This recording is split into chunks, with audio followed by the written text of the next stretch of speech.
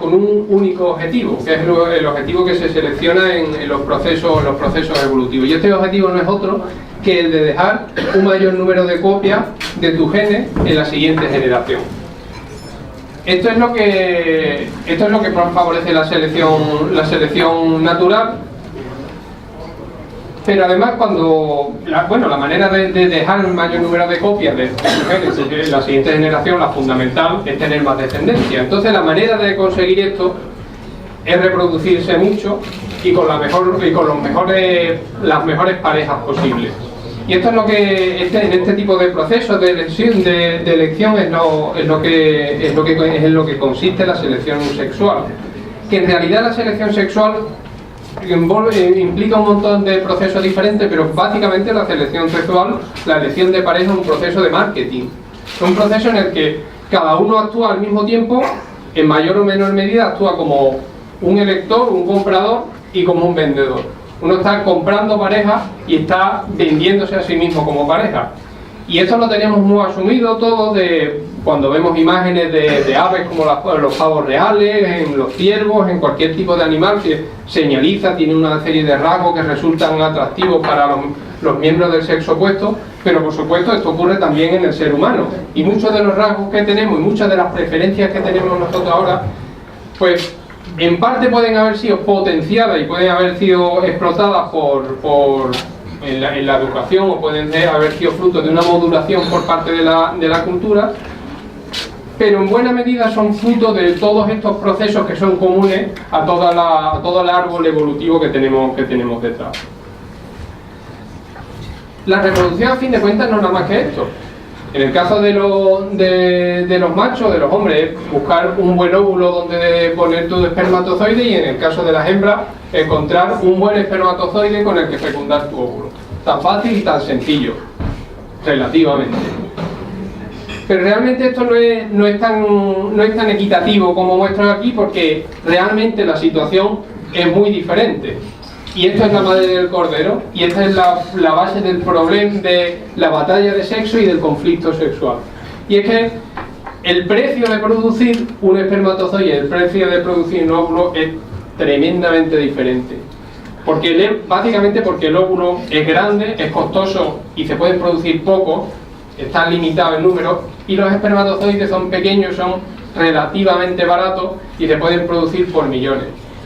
Y esto hace que en este juego evolutivo, en el que todas las especies juegan y nosotros nos hemos desarrollado también, en este juego evolutivo en el que el objetivo sí que es el mismo, que es producir el mayor número de descendientes a lo largo de tu vida, las estrategias que van a seguir machos y hembras, los que tienen óvulos, los que tienen espermatozoides, son tremendamente diferentes.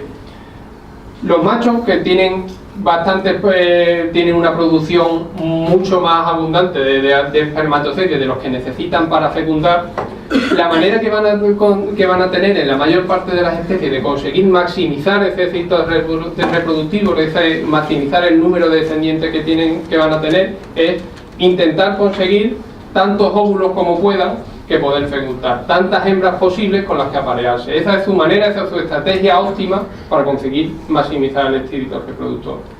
Pero el panorama para las hembras en general es muy diferente, y en el caso concreto de los mamíferos mucho más, porque no solo tienen un número limitado de óvulos, sino que además tienen que cargar con el coste y con de llevar el óvulo y el feto en gestación dentro durante toda su vida. Las hembras no pueden tener, por muchos machos con los que se aparearan, no aumentarían el número de descendientes que tienen, porque el número de descendientes que van a tener está limitado por su propia capacidad de producir óvulos. Y entonces, ¿qué es lo que hacen las hembras para maximizar su éxito reproductor? Pues elegir los mejores genes posibles, los mejores portadores de espermatozoides posibles con los que fecundar sus óvulos. Estas dos estrategias son diferentes, y esto es lo que se traduce en el momento de elegir pareja, es que hay un sexo que es, digamos, más vendedor y otro es más comprador.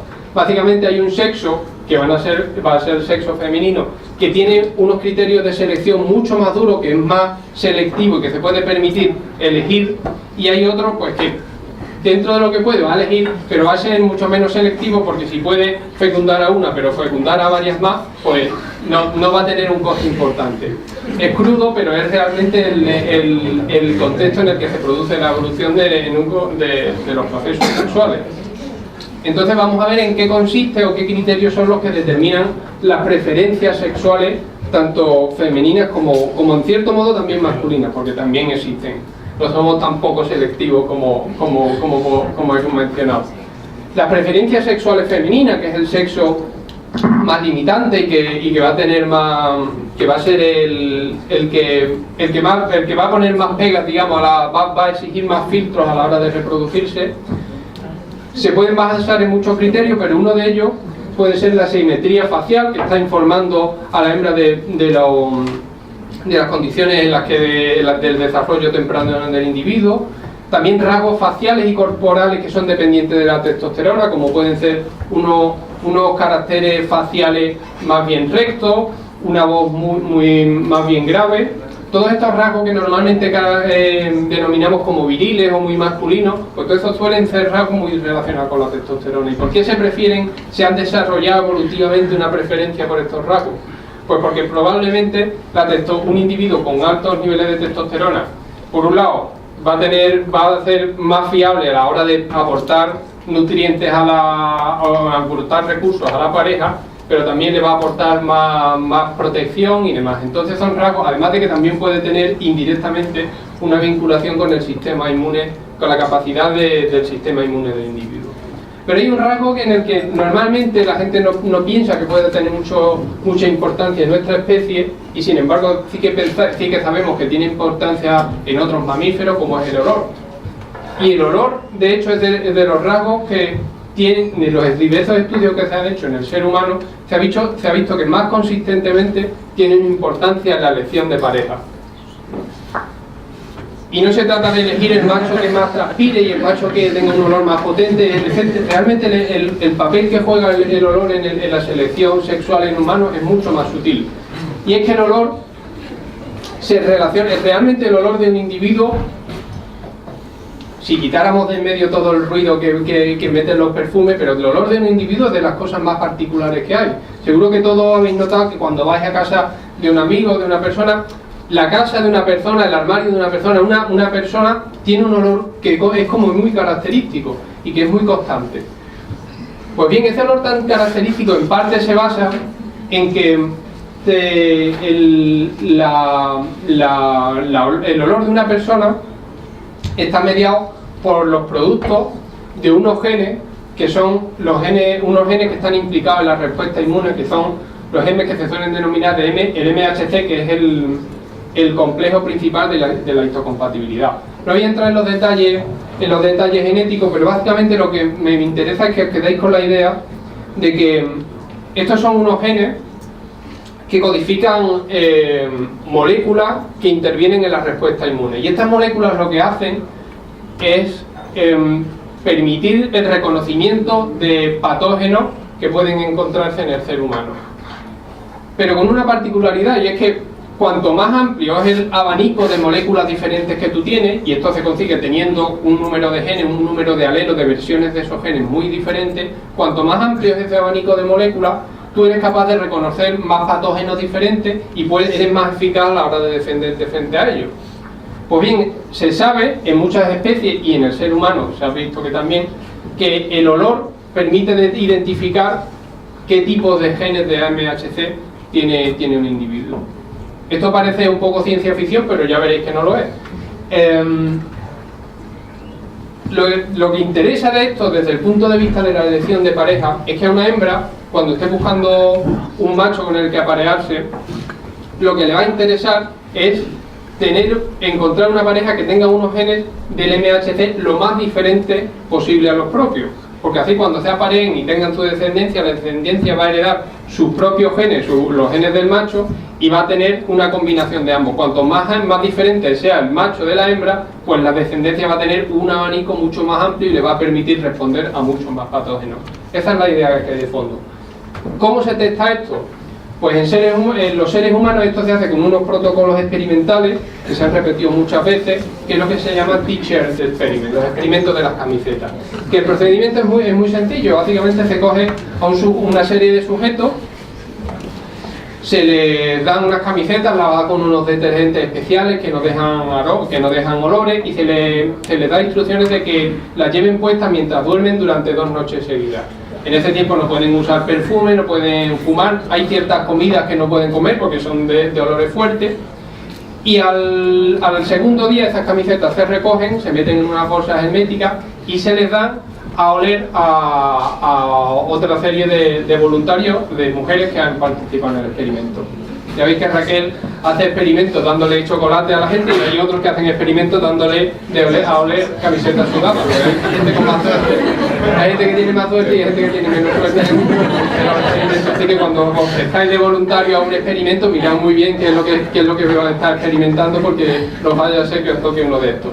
Pues bueno, la idea es que estas mujeres, que por supuesto no tienen ni idea de quién ha llevado esa camiseta, tienen que oler esas camisetas profundamente y evaluar si ese olor es más o menos agradable o desagradable, si les resulta más estimulante, menos estimulante, más atractivo, menos atractivo, y clasificarlos en una escala de 0, como bastante poco atractivo, a 10, que decidme por favor quién es el que lleva esta camiseta, que es más grande.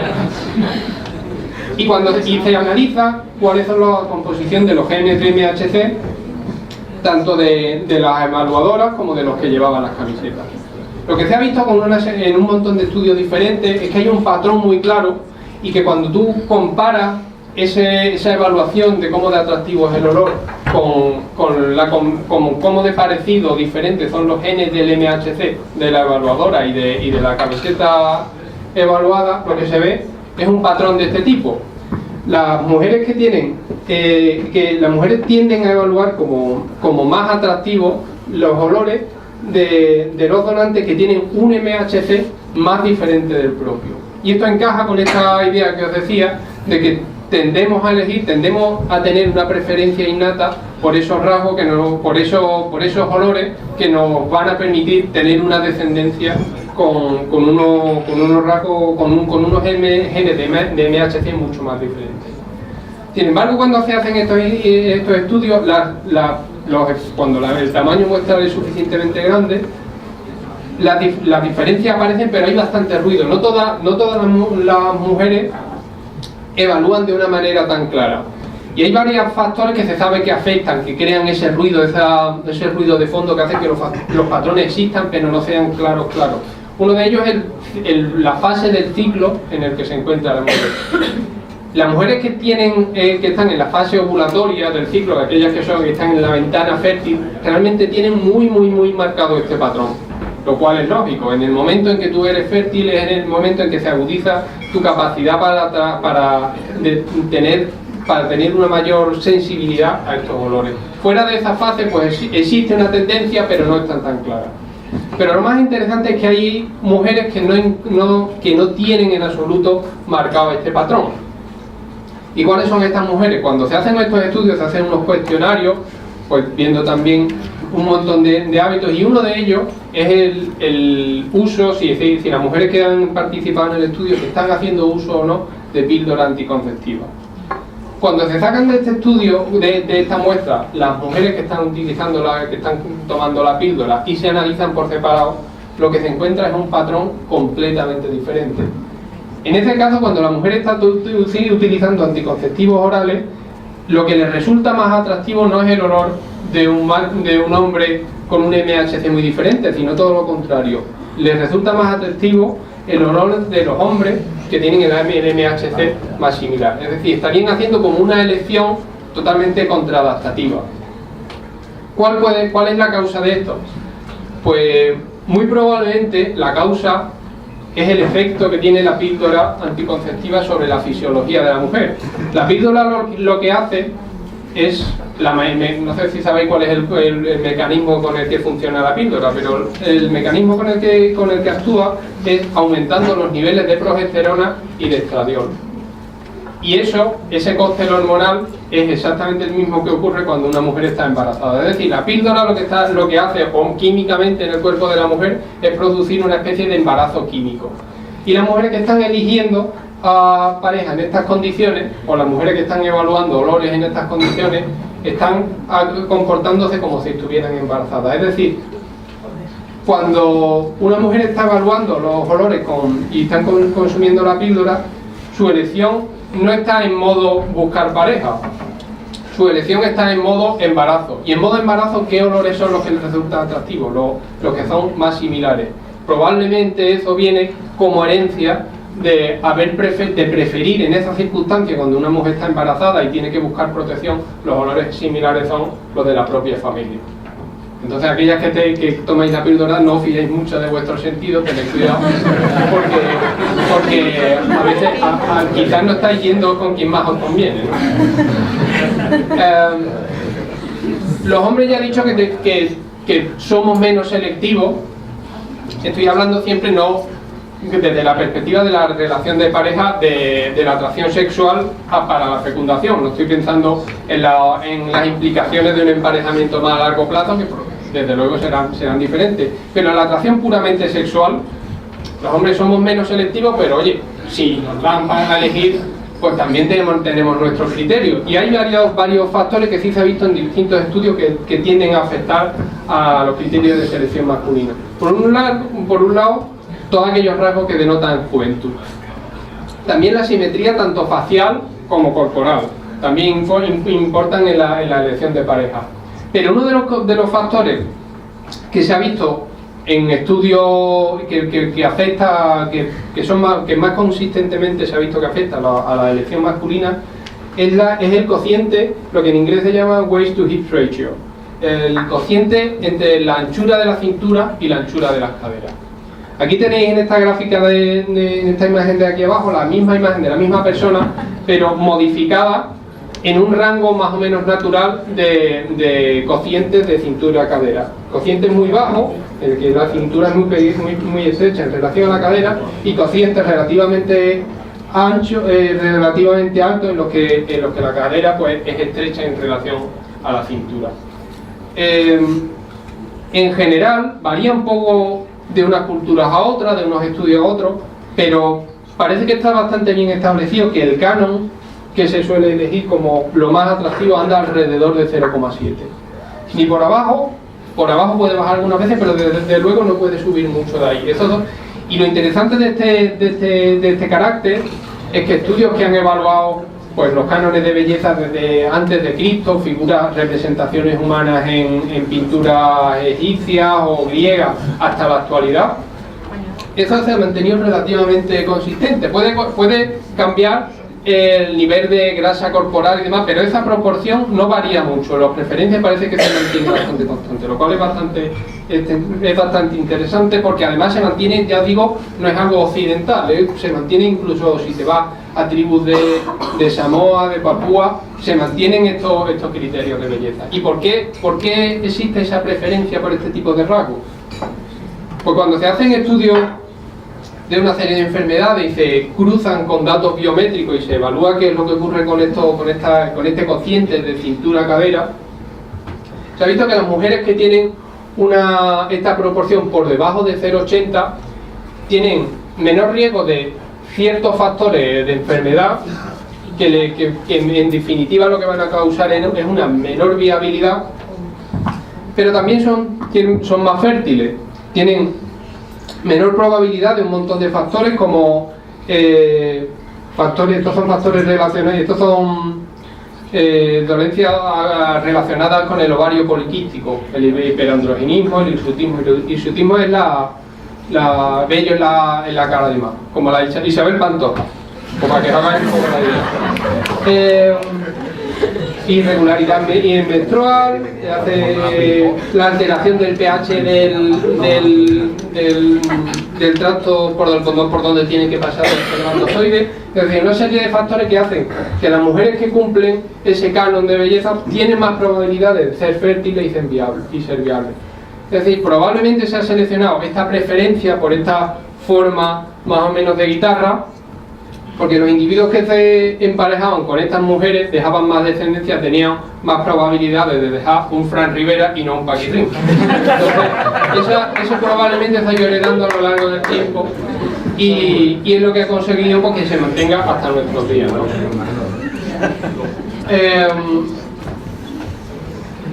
Antes he dicho que el esperma es relativamente barato de producir,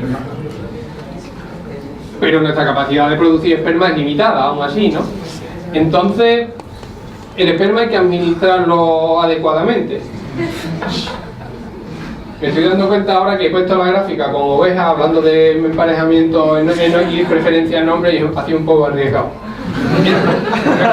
Aquí ya no estoy hablando de hombres, estoy hablando de... Estos son experimentos que se hacen con granjas de producción animal, pero bueno, es un fenómeno bastante conocido.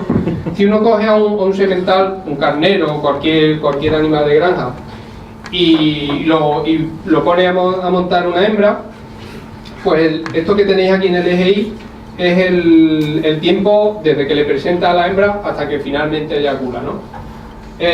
Se le presenta una hembra, pues tarda el tiempo que tarda, al poco tiempo le vuelves a presentar a la hembra y pues funciona aquí el animal y vuelve a montarla, al poco tiempo ya tarda un poquito más y bueno, como todos sabréis, pues todo tiene un límite y cuando ya vamos por el cuarto, eso se llama periodo refractario.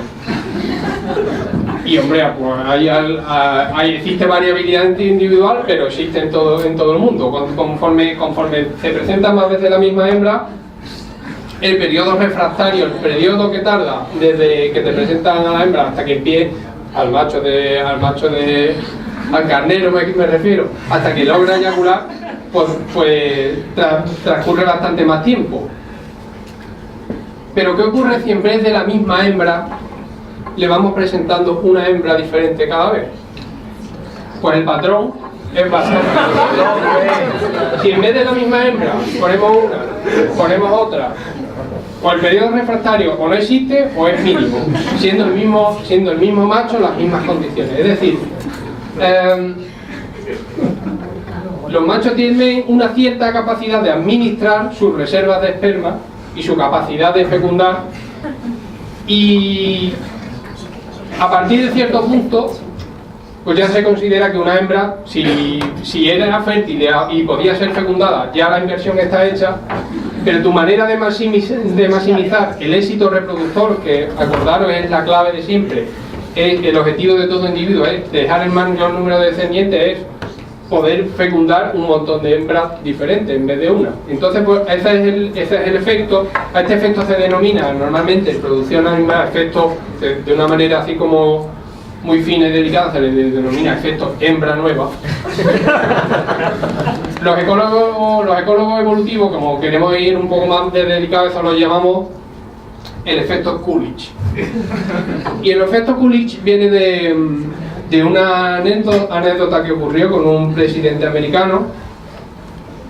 No es que él fuera un semental, bueno, no lo sabemos, pero la anécdota, que probablemente sea falsa, pero el caso es que le da pie a llamarlo así el estudio.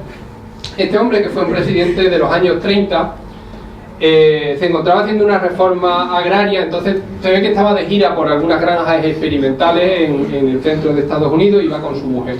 Caso que según cuenta, estaba haciendo la visita a la granja, lo llevaron por separado al hombre, al marido y a la primera dama, y la primera dama, cuando estaba haciendo la visita con el encargado de la granja, pues vio que había por allí un gallo que estaba montando una gallina, que estaba montando continuamente, y la mujer se quedó como sorprendida, dice, ¿qué este bicho?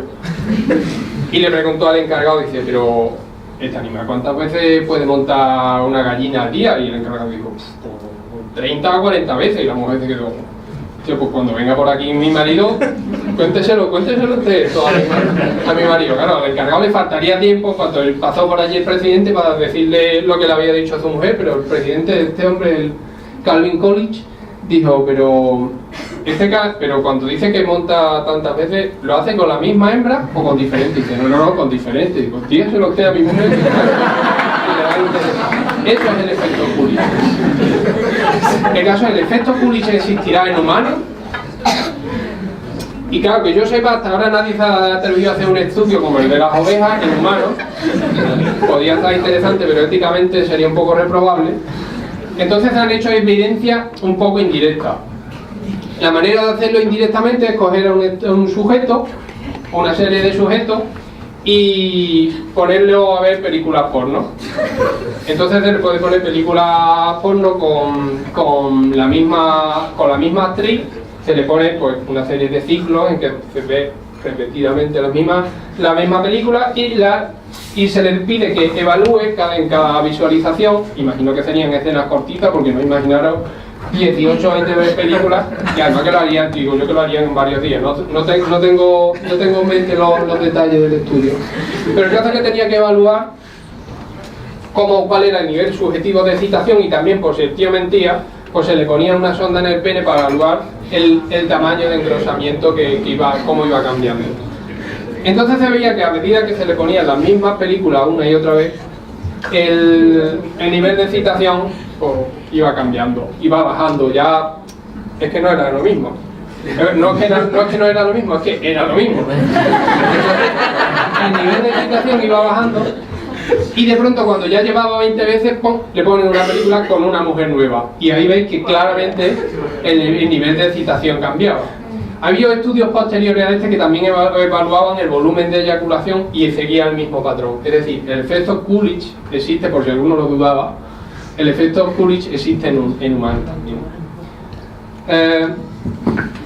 Voy un poco pasado de tiempo.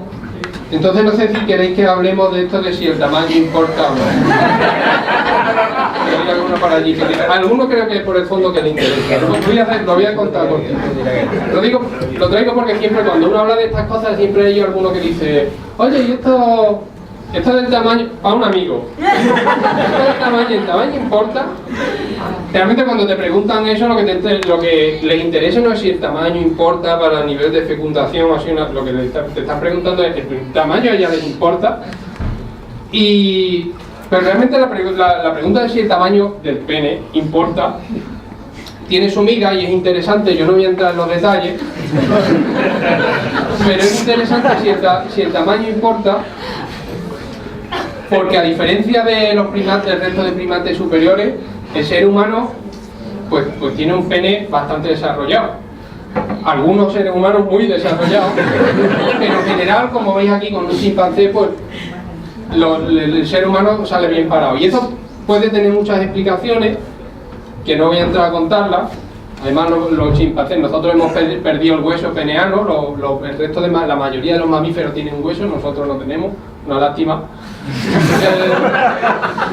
¿Importa el tamaño del pene? Bueno, pues se hizo hace unos años un estudio con una muestra bastante grande de mujeres a las que se les pedía que evaluaran cuál era la longitud y el grosor en erección ideal bajo su criterio para el tamaño del pene. Y en esta gráfica tenéis, en una nube de colores, cuáles serían las preferencias de la mujer. En rojo están la combinación de longitud y de anchura preferida, y en azul pues se tuvieron la delicadeza de quitar de la escala la parte que era ya como: quítame eso de ahí. Solo dejaron la parte de bien, ahí arriba. Y bueno, la escala no la ha cambiado, así que si alguno se está emocionando porque está viendo: ¡wow! De 6 a 7 es perfecto, son pulgadas, no son centímetros. Centímetros más del doble. Pero no la ha cambiado para que si alguno quiere seguir con la lucecita. Lo que me importa de todo esto es que, bueno, hay una serie de criterios. La elección de la hembra, la preferencia, el óptimo de la hembra está por ahí, pero el tamaño medio de esa misma población, creo que está hecho en Estados Unidos. El tamaño medio de esa misma población en los hombres, la realidad es esto que hay aquí en medio. Y como podéis ver más o menos, creo que se verá bien, el óptimo de las mujeres y la realidad no coinciden. el óptimo de los hombres está aquí y el óptimo de las mujeres está por aquí. Y esto es lo que implica que hay una selección direccional. Las mujeres están pidiendo algo más grande y más grueso de lo que la realidad les está ofreciendo. Entonces, ya sabemos para dónde va el curso de la evolución. Vamos para aquí, que es lo que hay ahora. Entonces, alguno de por ahí que se está riendo, probablemente en el fondo siente su corazoncito ahí un poquito. Entonces lo voy a rescatar porque, por suerte, el hombre no es solo un pene danzando por ahí, sino que el pene va unido a algo. Entonces vamos a tener en cuenta que el pene va unido a algo más, ¿no? Y entonces este es un estudio relativamente reciente, de hace 4 años o por ahí, donde se ponía a las mujeres no a que dijeran en el aire, pues a mí 20 centímetros, sino que se las exponía sin decirles qué era lo que se estaba evaluando, una serie de combinaciones a tamaño real proyectadas en una pantalla de, la verdad que bueno, pues parecen androides del espacio exterior, pero pues se les daba a elegir o que evaluaran cómo de atractivo o no eran sujetos a tamaño real de distintas alturas, de distintas complexiones, desde el armario empotrado al hombre pera, y además también con pene en este tamaño, en este caso de que no estaban en erección, con penes de distinto tamaño. Y lo que ocurría, las gráficas son muy complicadas, pero no os preocupéis porque las voy a explicar. Realmente lo que veían es que, vale, sí, el tamaño del pene afectaba a la selección, pero no era todo lo importante. Realmente era casi más importante, tan importante como el pene era la altura, y de hecho era más importante incluso que el pene, era el cociente entre hombro y la cadera, es decir, la relación entre la anchura de los hombros y esta parte de aquí abajo, como de triangular, como de fornido era el individuo. De tal manera que cuando un individuo tiene una suficiente altura o tiene un torso relativamente grande o es un armario empotrado, pues aunque no tenga el pene grande, es elegido por la mujer, pasa el filtro. Si tiene el pene muy grande, pero es un hombre pera, pues eso no te va a salvar de la quema. Ahora bien, si eres un chaparrito, bajito, y encima en fin, si eres un individuo como él, y encima tampoco das la talla, pues yo que sé, más te vale que aprenda a contar chistes o algo. Nada, muchas gracias.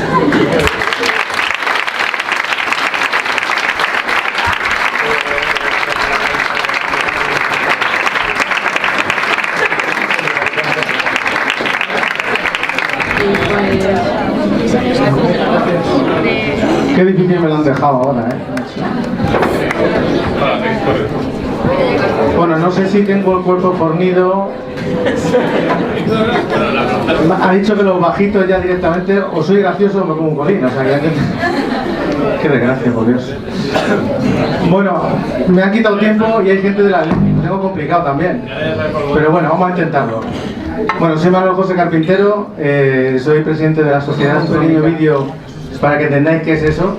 Sociedad gastronómica también, aparte de gastronómica, ¿vale? Soy padre de 3 hijos, soy maestro y eso es más aventura que ser explorador. Pues si alguno ya lo sabe. Vamos a ver si se ve y se oye el vídeo.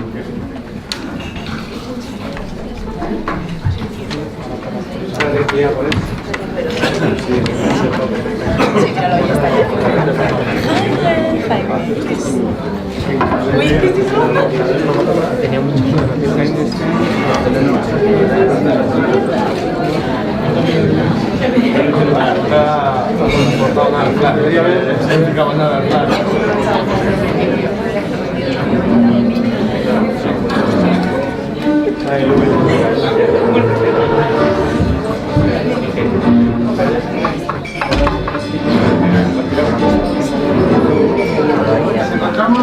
Si nos Bueno, eso que veis ahí es en Groenlandia, al norte del planeta de manera natural.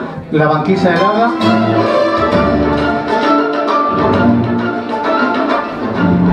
Eso es el mar congelado, el trino de perro por Groenlandia. Más fresquete que aquí ahora mismo. En un lugar de la Mancha de cuyo nombre no quiero acordarme. El Moco congelado, 40 bajo cero. Eso es para hacer agua, ahora contaremos.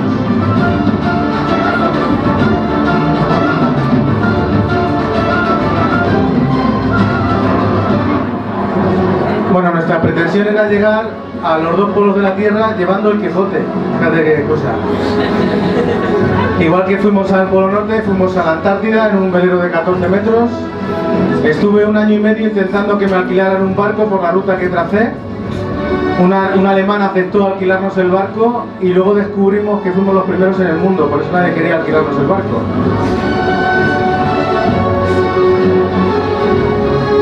La expedición duró 32 días, cruzando el mar de Oces, que los británicos llaman pasaje de Drake, que se jodan que era un pirata, y lo descubrió un español que era Francisco de Oces.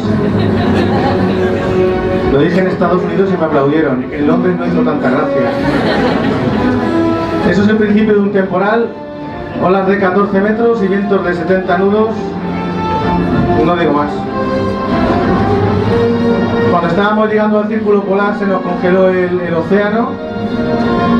Y si alguien conoce la historia de Shackleton, pues hicimos la primera videoconferencia en la historia entre el espacio y la Antártida con Michael López Alegría.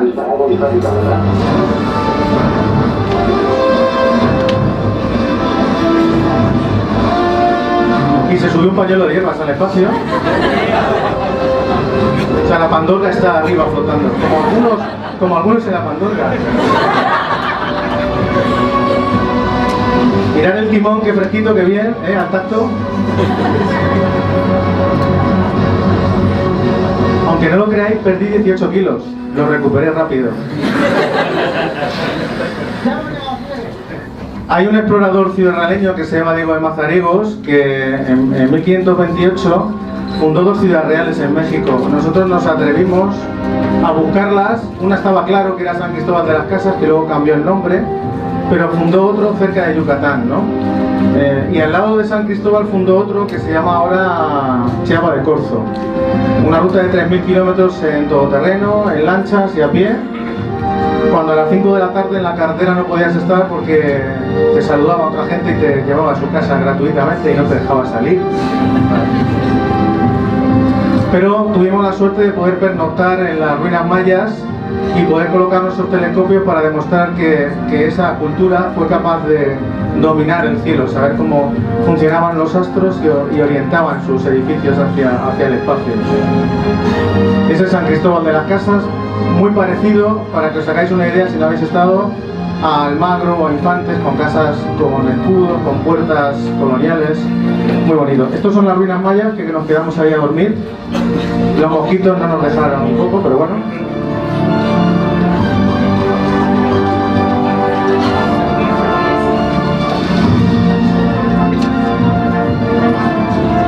Estas son excavaciones que han hecho unos españoles ahí, en Balán, muy chulo. Y bueno, aparte de todo eso, y haber ido a estos lugares tan chulos con la bandera de Ciudad Real y de Tomelloso y Indoqueima, en la base española hicimos las primeras migas antárticas, por las hice yo, unos lagrimones se le caían a los soldados. Esa es la vela del barco, mi mujer también está muy contenta, la tengo en el trastero, igual que esta mochila. Pero aparte hacemos cosas normales, hacemos senderismo. Esto fue cuando se hicieron estos agujeros ahí por la zona de las tablas, observaciones astronómicas, senderismo, exposiciones de fotos. Esa es la bandera que nos llevó, eso es lo que nos dio el gobierno de Castilla-La Mancha para ir a la Antártida. Y se quedó allí. Bueno, los miembros de honor, vamos al lío. Manuel Tovaria, hombre del tiempo, un fenómeno. Le dijimos, éramos novatos y fue el primero que aceptó ser miembro de honor, vino a Ciudad Real y cuando hemos querido ha venido, es un encanto de persona. Ramón Larramendi es el primer hombre que ha cruzado la Antártida en esto, en el catamarán polar, que ahora se llama trino de viento para vendérselo a los americanos. Y nuestro querido Miguel de la Cuadra Salcedo, yo lo tenía encumbrado como algo idílico y era más todavía. Cuando lo conocía como persona era un fenómeno. Y como no era tonto, cuando trajimos a Pedro Duque, dijo: yo entrego el premio, porque se lo quería llevar a la Ruta Quesal. Cuando llegó aquí dijo: Pedro, ven. Y se lo llevó a la Ruta Quesal. Mercé Martí, el primer piloto español en dar la vuelta al mundo en un avión, y además ganó 3 veces el campeonato del mundo. Y cuando funcionaba el aeropuerto se trajo el avión aquí. Qué fuerte, chaval. El Duque Pasaban, la primera mujer en el mundo en subir las 14 cimas de más de 8.000 metros. Y le entregó el premio a Mercé Martí. Y Jane Goodall, que es la primatóloga más famosa del mundo, la que cambió un poco la visión de los chimpancés, de cómo actúan. Y la verdad que fue increíble conocerla en persona y saber... bueno, es una persona que te deja un halo especial cuando entra en la habitación. Juan Menéndez Grado no es muy conocido, pero es el primer hombre en llegar en bicicleta a la Antártida. Le dijo a su novia: oye, que voy a salir un ratillo por la mañana. Se le fue de las manos.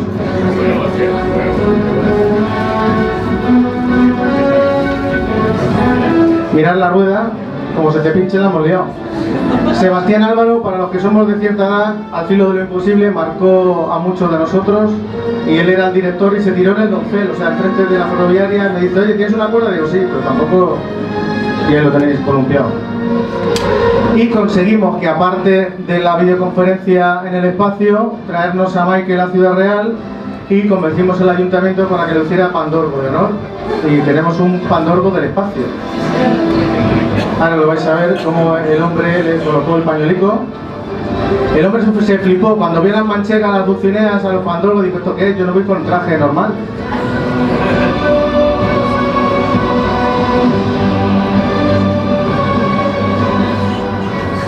Bueno, y luego la hemos liado parda. Resulta que me llaman de Nueva York, del Explorer Club de Nueva York, a dar una conferencia en inglés. Esto. Y digo: pues vale, pues vamos para allá. No te llaman en España, pero te llaman de Nueva York, es lo normal. O sea, y ahí estaba Michael López Alegría y Guillermo Fesser, que fueron a ver la conferencia como si me conocieran de toda la vida. La cosa normal. Hola Guillermo, hola, ¿qué tal? Es el sitio donde son socios el primer hombre llegar al Polo Norte, al Polo Sur, al Everest. Esto es mi inglés, bueno, me voy a callar para que lo escuchéis.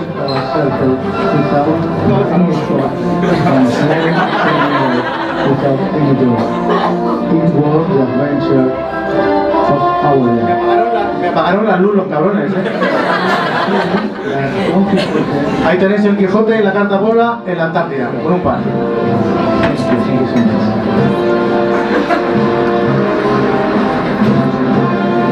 Y este es el libro, está en Serendipia, Los confines de la Tierra. Bueno, vale. Ya lo puedes quitar, que se repite de forma bucle. Bueno, que yo no quería aburriros, porque después de lo del sexo lo tenía complicado. Entonces digo: voy a llevar chismes, porque la gente que no tiene sexo contento tiene chismes. Entonces yo he traído chismes de expediciones. Bueno, cuando doy charlas para los chavales, lo que más les gusta es tocar. O sea, que ahora os voy a dejar cosas que paséis, pero quiero que vuelva. Porque hay mucha gente, Bueno, os cuento. Nuestra primera expedición, ¿cuánto tiempo tengo? Porque son y 25, en fin. La vida partido. Madre mía, qué tensión. Hasta el minuto 93 no, que son 9. Bueno, en la del Polo Norte, imaginaros un manchego de Ciudad Real que solo había ido al frío a esquiar una vez con magisterio a Andorra. Y entonces digo: ¿por qué no vamos a Groenlandia y vamos a la Antártida? Entonces se nos ocurrió esa idea, se me ocurrió a mí, y hubo otros 3 que se lo creyeron. Entonces, si nos veis, intentamos conseguir presupuesto, pero solo conseguimos, íbamos a ir 6. Cada uno de nosotros con un esquimal. Bueno, a ellos les gusta que le llamen Inuit, que es un nombre real de allí, ¿no? Y al final solo tuvimos dinero para 2, sin esquimales. Y lo normal, bueno, y Ramón Larramendi, que era el especialista, porque nosotros no teníamos ni pajolera idea. Entonces, la idea era llegar hasta el pueblo más al norte de la Tierra, que se llama Siorrapalú, en trineo de perros. Y los trineos de perros también había que pagarlos, pero como Ramón Larramendi conocía gente de allí, pues fuimos a mendigar la casa de los Inuit. Entonces llegábamos un día y decíamos: ¿nos deja tus perros? Y nos dejamos los perros. Íbamos así hasta 4 días de retraso en la expedición. Yo pensaba que no salíamos nunca, al final conseguimos un trineo.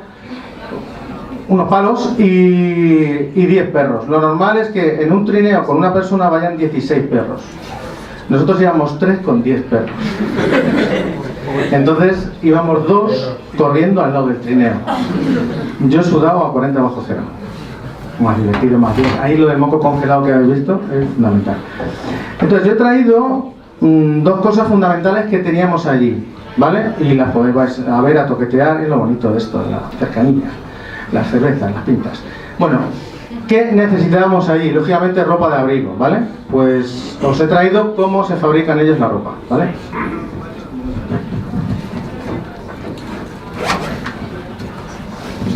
Esto es como Dora la exploradora, pero en cutre. Gracias.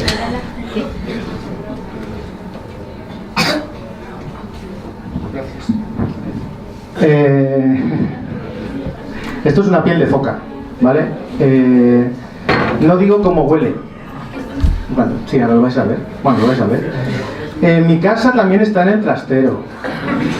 Cuando íbamos en el aeropuerto con esto metido en la mochila, notábamos mi compañero y yo un cerco de unos 15 metros alrededor donde la gente no se acercaba, con lo cual era muy bueno para coger sitio. Entonces íbamos con la mochileja, íbamos así, al bar, vamos al bar. La mochileja. Si la pasáis por ahí y la extendéis, vais a notar que está muy suave. Tener en cuenta que esta la utilizan no por matar, sino porque la utilizan para hacerse su ropa. Es decir, ellos me lo regalaron. Muy bonita, es por dentro, lo suave. Sí, huele bien. Con esto se hacen botas, abrigos, guantes. Esto es como un Ikea, pero de ropa. Entonces tú coges y te lo haces, ¿vale? Nosotros, lógicamente, ya no llevábamos este material, llevábamos prendas actuales, excepto unas botas que sí eran de oso polar, porque realmente abrigaban más que las que venden en tiendas de ropa de montaña, ¿vale? Y tengo otro regalito.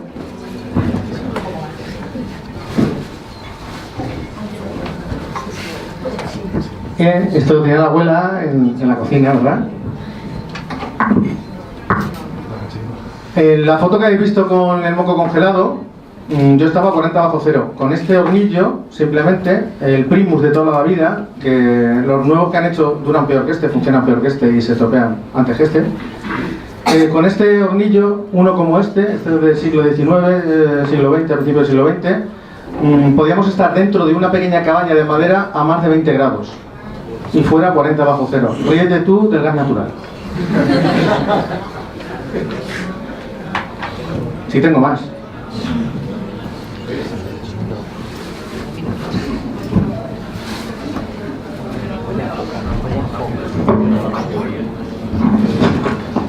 Sigo, ¿eh? ¿Sin micro me oís o qué? Sí. Vale. Pues os voy a enseñar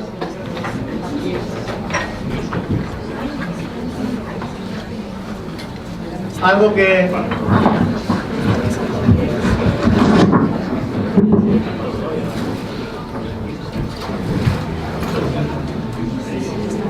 Me voy al sur, ¿vale?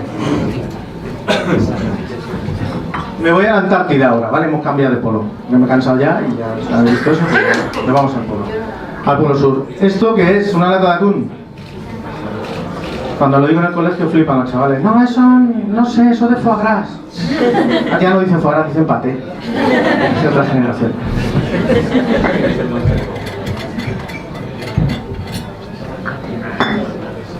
¿Alguien?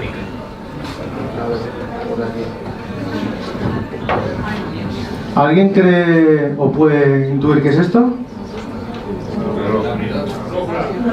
Brújula, abridor, vamos mal. La lata de atún no es tampoco, ¿eh? Un encendedor, no. Bueno, dejo este así y ahora saco uno que va a dar más pistas.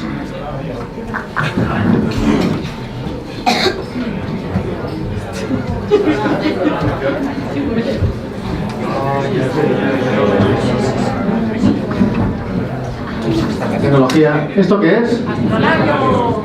Astrolabio no. Es un sextante. Un sextante, sí señor, un aplauso, un gallifante. Bien, pues este aparatito es para los más jóvenes el GPS. Pero la ventaja que tiene este aparato con el GPS, ¿cuál es? No gasta batería. Que no gasta batería, sí señor. ¿Cómo saben que ellos se les acaba la batería al móvil? Muy bien, pues esto es lo mismo que esto. Es exactamente igual. Esto no lo voy a pasar, pues es un poco delicado, ¿vale? Esto es un sextante de bolsillo de la Armada Británica del siglo XIX y este es un sextante hecho actualmente en Alemania. Bueno, ¿alguien sabe cómo se utiliza esto? Da igual. Sí. No, en serio. Lo que se trata es mirar por el objetivo. Tenéis una serie de espejos y unos filtros y hay que mirar al sol a determinadas horas del día, dependiendo de la hora en la zona. Lo que estás buscando es unir la línea del horizonte con la línea del sol. Entonces se mueve este tambor de aquí y cuando tú consigues que los dos espejos alineen las dos, el horizonte y el sol, lo paras ahí y te dice la latitud norte o latitud sur en la que te encuentras. Y si quieres saber el este y el oeste, necesitamos 2 horas para que lo entendáis, ¿vale? Es más complicado. Yo lo utilicé en la Antártida y os puedo asegurar que funcionaba a veces mejor que el GPS del barco, ¿vale? Porque a veces el GPS del barco daba errores. Este, si sabes utilizarlo bien, no da errores. Problema que el día esté nublado, ¿vale? Problema, bueno, la ventaja que yo tuve en la Antártida es que tuvimos las 24 horas de luz, por lo tanto, era fácil usarlo. Sin embargo, si me hubiera ido en el invierno, esto no me hubiera valido, ¿vale? Pero funciona perfectamente, es una chulería. Sigo, ¿eh?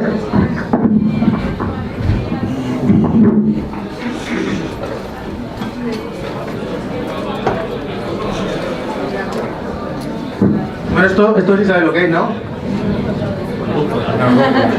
Una brújula, pero ¿sabéis que en el norte y en el polo norte y en el polo sur no se puede usar? Bien, un público inteligente, voy a guardármelo. Lo cuento por si alguno. En el polo norte y en el polo sur existen unas fuerzas magnéticas que atraen el magnetismo de la brújula y por lo tanto si tú te estás acercando al polo norte no funciona correctamente, te indica otro sitio. Si te vas acercando al polo sur es exactamente igual. Nosotros intentamos que nos guíe hacia la línea del mapa y realmente nos está guiando hacia donde están las fuerzas magnéticas que salen de la Tierra. Hay algunas brújulas que te ponen el error que tiene la brújula para corregirlo, ¿vale? Pero también sabéis que el campo magnético va cambiando de año en año, por lo tanto no es fiable lo que te ponga la brújula. Nosotros estuvimos muy cerca de donde salían estos flujos magnéticos, os puedo asegurar que notabas algo extraño. O sea, no se puede decir, pero sí es cierto que era una sensación rara, ¿no? Era como cuando vuelves a casa a las 4 de la mañana o 5, rara.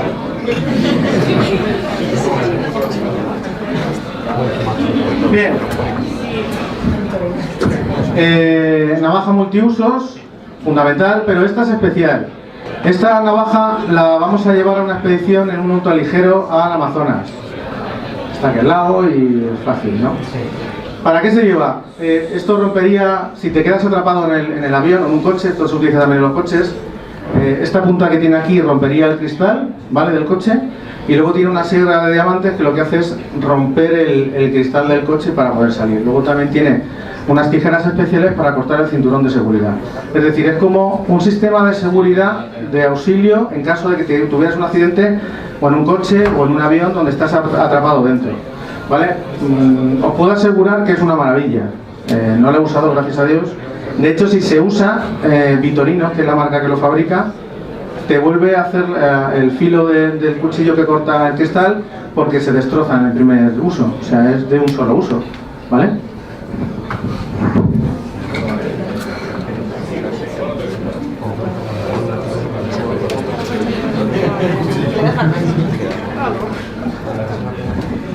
Y para los más modernos, que no necesitan estas cosas, necesitan el móvil y la tablet, pues esto es una placa solar portátil que te la cuelgas en la mochila y te vas cargando el móvil, te vas cargando la tablet. El ordenador no, a tanto no llega, ¿vale? Bueno, quería contar también una curiosidad. Cuando fuimos a la selva de México, a la selva de Chiapas, cuando estuvimos allí en mitad de la selva, a nosotros nos llamaba la atención algo que hemos visto en las películas y lo vais a ver enseguida.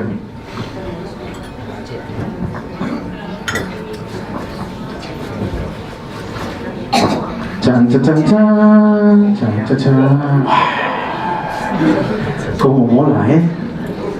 Bueno, pues esto, en las películas los tíos van así, ¿verdad? ¡Qué bueno que soy! ¡Más hierba! No, porque le cortan la oreja al de al lado y la pierna tuya. Entonces es un grave error. ¿Cómo se corta con esto en la selva? Pues si alguno va a ir mañana o pasado mañana. Bueno, pues se tiene que cortar en V, por delante de ti, y se va en fila india, ¿vale? No esto de que uno por un lado, porque entonces pegas un viaje sin darte cuenta y esto corta realmente, ¿vale? Yo lo vi hacer, no fui capaz de cortar en V, o sea, yo hacía así y no se cortaba nada, y tú veías ahí a la gente hacer ping, con un golpe de muñeca ping, y cortaba toda la selva, y yo allí no era capaz. Pero lo utilicé para algo muy útil. Me comí una piña con esto, impresionante. Estaba espectacular, o sea, no sabéis la piña más rica, no vi por una piña más rica en mi vida, pero la utilicé por lo menos. Voy a guardar.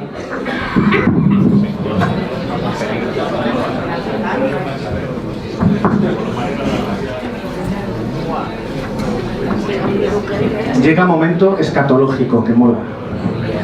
¿Cómo se caga en el Polo Norte? ¿Hola? ¿Alguien sabe cómo se caga en el Polo Norte? Con esfuerzo. Muy rápido. Bien, tenemos esta opción que ahora os la explicaré. Muy bonita.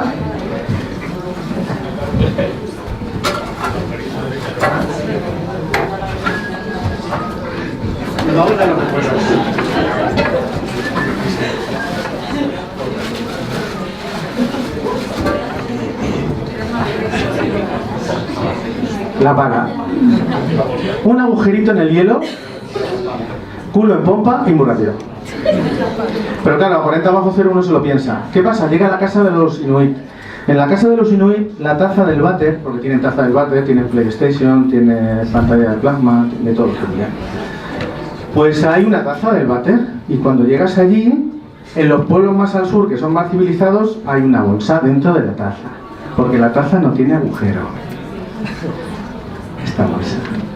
Y cuando tú entras, ahí está acumulado todo lo de la casa. La del papá, la de la mamá, de la niña grande con bigote, tenéis bigote todas. La del niño mayor con bigote. Y enfrente, justo cuando estás sentado y pensado que vas a conseguir hacerlo porque es difícil, porque no te concentras, por lo que hay debajo, tienes delante de ti una foca que se está secando, porque estaba congelada cuando la cazaron, y la tienen puesta colgada del techo con un barril abajo en el baño. Yo estuve 18 días en Groenlandia, cagué una vez.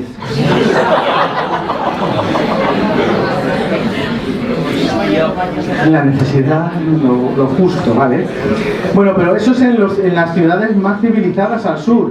En el último pueblo más al norte de la Tierra, habitado de manera natural, que tiene ese título, que es así, Sior Rapalú, que en idioma groenlandés, pásalo por allí que lo están pidiendo, que significa playita, porque cuando se va todo el hielo es una playita. Bueno, pues allí la taza no tiene bolsa. ¿Cómo saca? Porque esta la sacan unos operarios del ayuntamiento y van como los de aquí de la basura, pasan por las casas y cogen la bolsa. En este pueblo más al norte no hay bolsa. ¿Cómo lo hacen? El famoso cubo. Llega la señora con bigote, coge sus cositas y las tira fuera. Y ahí están los perros que se lo comen todo. Venga, hombre, si no para animar la cosa. Los perros necesitan hierro, están todos famélicos, entonces, dato científico, las heces tienen mucho hierro y por lo tanto, o tienen hierro y por eso se tienen que alimentar de lo que no tienen, porque no tienen aporte de hierro, ¿vale? Bueno, voy a terminar, que va a empezar el Atleti. No quería poner muchas diapositivas porque podía poner muchas fotos, vídeos, imágenes, tal. En nuestra página, tengo una página en YouTube, que están en los vídeos colgados de las expediciones por si las queréis ver. Tengo más cosas aquí, luego si acaso lo queréis ver lo enseño, por lo del Atleti, aunque soy de Madrid, pero hay que respetarlo. Y solo quería deciros que, aunque esto parece que es de otro planeta, que es raro hacerlo, que es muy difícil, yo nací en Ciudad Real, tengo 45 años, aunque no los aparente, y no, solo cuesta intentarlo. Así que si alguno se anima, ahí estamos nosotros. La próxima expedición va a ser al Sáhara. Vamos a intentar hacer la ruta para demostrar que los pobladores de la cordillera del Atlas son los que han poblado Canarias, y vamos a hacer una balsa de caña del río Dra. Vamos a cruzar todo el Dra y vamos a demostrar la población de Canarias con esta gente. Así que muchas gracias por vuestra atención. Espero que os haya gustado.